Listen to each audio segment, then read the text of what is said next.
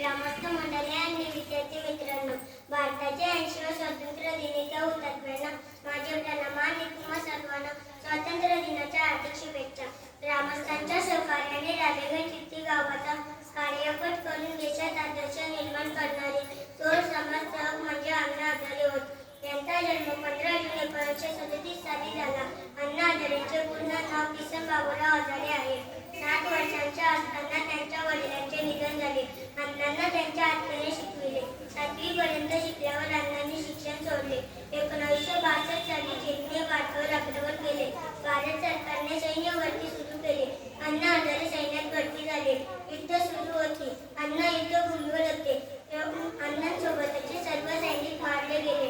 अण्णांना वाईट वाटले. त्यांनी राजीनामा दिला. अण्णा रालेगण चित्तीला परत आले. तेव्हा गावाचा दुष्काळ पडला होता. अण्णांनी गावकऱ्यांना सोबत घेतले. गावात शौचखड्डे बनविले.